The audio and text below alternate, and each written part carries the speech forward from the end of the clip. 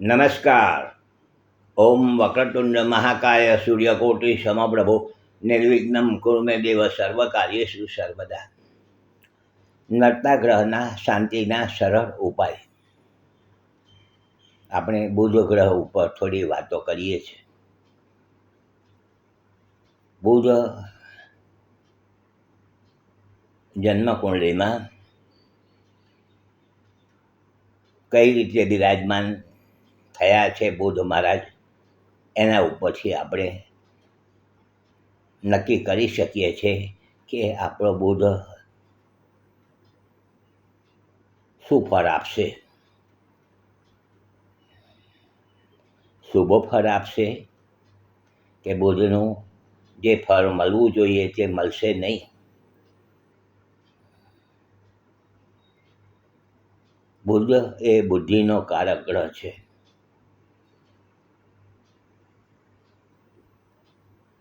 અને ગુરુ મહારાજ એ જ્ઞાનના ગ્રહ છે. જ્ઞાન આપનાર ગ્રહ ગુરુ છે. અને બુધ એ વિદ્યાનો કારક ગણાય છે. માં સરસ્વતી, માં સરસ્વતીની કૃપા થાય અને બુધ મહારાજ ખૂબ શુભ થઈ જાય. સરસ્વતી માતાને વાણીના કારક પણ ગયા છે. માં સરસ્વતી, આપણે કોઈ માણસ બહુ સુંદર બોલતો હોય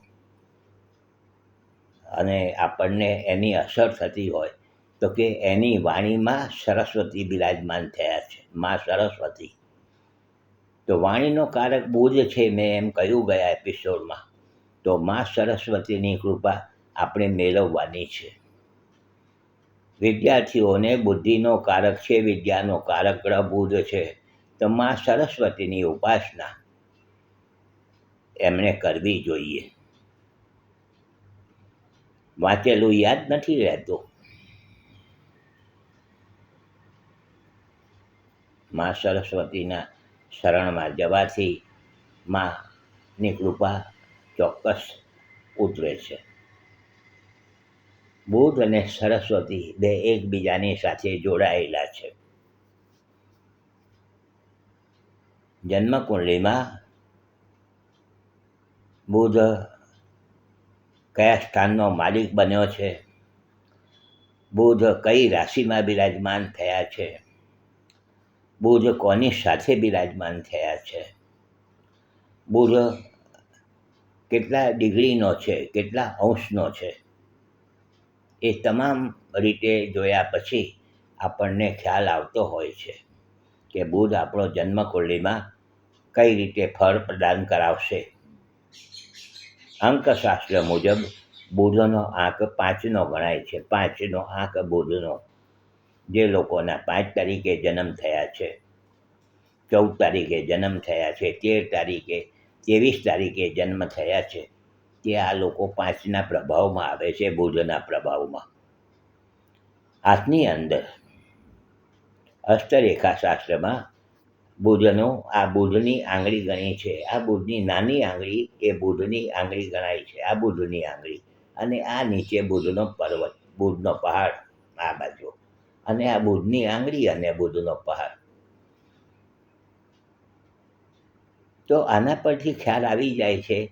ઘણી વખત લોકો પાસે જન્માક્ષર હોતા નથી ને હોય છે તો સમયની અનુકૂળ ખબર ન હોય અને કેવી રીતે ગ્રહો બિરાજમાન થયા છે એ જાણી શકાતું નથી. પરંતુ જ્યોતિષશાસ્ત્રની અંદર ઘણી બધી શાખાઓ છે.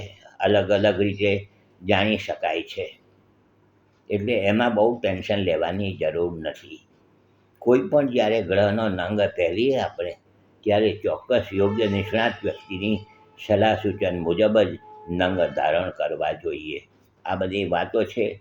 કાલે પાછા મળીશું. તમે તો જોજો, પરંતુ બીજાને જોવાની ભલામણ કરજો. લાઈક કરજો, શેર કરજો. હસમુખલાલ ઝવેરીના સૌને નમસ્કાર. જય શ્રી કૃષ્ણ. ઓમ નમઃ શિવાય.